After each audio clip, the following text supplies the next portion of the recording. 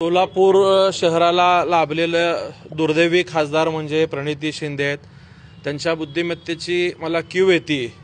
एकतर खासदारकीचा कालावधी वर्षभर झाल्यानंतर वर्षभरात त्यांनी किती निधी आणलं हे सोलापूरला सांगण्यापेक्षा आता जवळपास खासदारकीला 1.5-2 वर्ष पूर्ण झालेली आहेत। रोज मीडिया समोर किंवा ह्याच्यासमोर येऊन दिल्लीत बसून पोपटपंची करायचं, महिन्या-2 महिन्याला एकदा सोलापूरला आल्यानंतर काही लोकांच्या समोर जाताना केंद्रातनं त्यांनी किती निधी आणलाय हे सांगण्यापेक्षा उठसूट इतर पक्षांवरती टीका करण्याचं काम हे दुर्दैवी खासदार करतात। काल ग्रामीण भागात त्यांनी एक स्टेटमेंट केलं, त्याचा व्हिडिओ आज प्रसारमाध्यमांमधून आम्हाला ऐकायला मिळालं।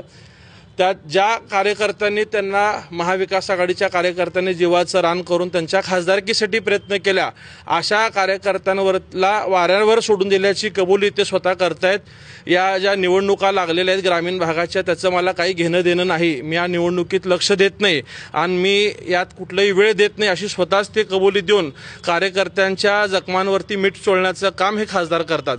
वास्तविकता त्यांच्या वडिलांनी सोलापूर महानगरपालिका असेल किंवा सोलापुरातली सत्ता राखली होती, परंतु प्रणिती शिंदेंचा ज्या ठिकाणी राजकारणात जन्म झाला त्या ठिकाणी त्यांनी तिकडची सत्ता घालवलेली आहे।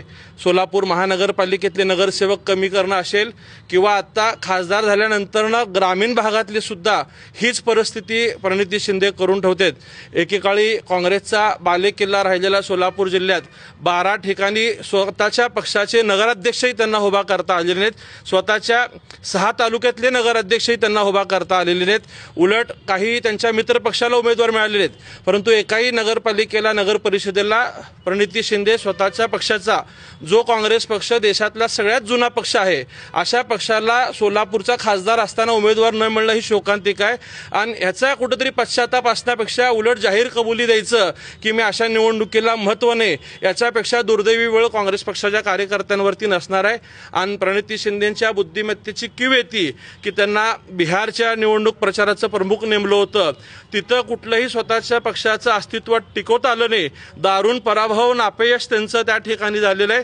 आणि ह्या सगळ्या गोष्टी झाकण्यासाठी मोदी साहेबांवरती टीका करणं असेल, फडणवीस साहेबांवरती टीका करणं, स्वतःची पात्रता नसताना मोठ्या लोकांवरती टीका करण्याचं काम सोलापूरचे दुर्दैवी खासदार करतात। नेहमी वायफळ बोलण्याचं काम त्यांच्याकडनं होतं। सोलापूरची विमानसेवा सुद्धा सुरू होणार नाही म्हणून त्यांनी ओपन चॅलेंज दिलं होतं।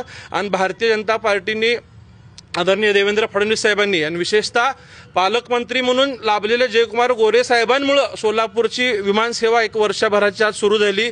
त्यावेळीही त्यांनी गोव्याच्या विमानसेवेला टीका केली। आज गोव्याची विमानसेवा हाऊसफुल होते।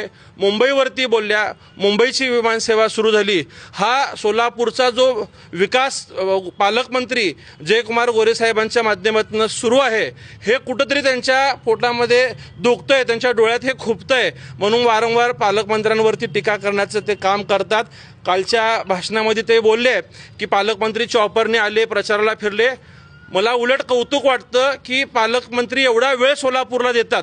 तुम्ही खासदार म्हणून जितका वेळ दिला नाही त्याच्या 5 पट वेळ सोलापूरला पालकमंत्री म्हणून जयकुमार गोरे साहेबांनी दिले।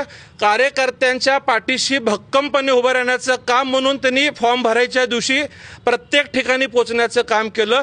या उलट तुम्ही खासदार म्हणून कोणाचेही फॉर्म भरायला गेला नाहीत, कोणाच्याही पाठीशी तुम्ही भक्कमपणे राहिले नाहीत। स्वतःच्या निवडणुका आल्या की कार्यकर्त्यांचा वापर करून घ्यायचा आणि निवडणुका संपलं की कार्यकर्त्यांना वाऱ्यावर सोडायची जी तुमची वृत्ती आहे ती पुन्हा एकदा आज या ठिकाणी दिसून आलेली आहे।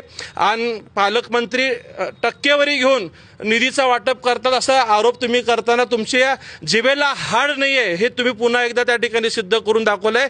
वास्तविक पाहता पालकमंत्र्यांच्या माध्यमातून सोलापूर शहरातील प्रत्येक तालुक्याला भरभरून निधी मिळालेला आहे। परवाच्या नियोजन समितीत तुम्ही बोललात की समान निधी दिला पाहिजे, त्यावेळी सुद्धा अक्कलकोटचे आमदार सचिनदादा कल्याण शेट्टी यांनी आपल्याला ओपन चॅलेंज दिलं होतं की तुमचं सरकार असताना तुम्ही विरोधी पक्षाच्या लोकांना निधी दिलेला नाहीये, त्याचा तुम्ही खंडन किंवा खुलासा करू शकलेला नाहीयेत। आणि उठसूट फक्त तुम्हाला निधी तुमच्या लेटर पॅडवरती दिलेल्या पत्राला निधी मिळत नसल्याचं दुःख तुमच्या मनामध्ये आहे आणि तो राग तुमच्यामध्ये असल्यामुळे तुम्ही असे बिनबुडाचे आरोप करता। वास्तविक जर तुम्ही आकडेवारी काढून आपण बघितली तर सर्वाधिक निधी पालकमंत्र्यांच्या माध्यमातून सर्व तालुक्याला दिलेला आहे। मी तुम्हाला या माध्यमातून जाहीर चॅलेंज देतो की तुम्ही जे समान निधी म्हणता तर तुमच्या मागच्या 1 वर्षाचा खासदारकीचा निधी असेल किंवा ह्या पुढच्या 6-7 महिन्याचा निधी तुम्ही 6 तालुक्याचं प्रतिनिधित्व करता, त्या 6 तालुक्याला तुम्ही तो निधी समान प्रमाणात दिलाय का त्याचा तुम्ही पहिला खुलासा या ठिकाणी सादर करावा असं मी तुम्हाला ओपन चॅलेंज या माध्यमातून देतोय करून।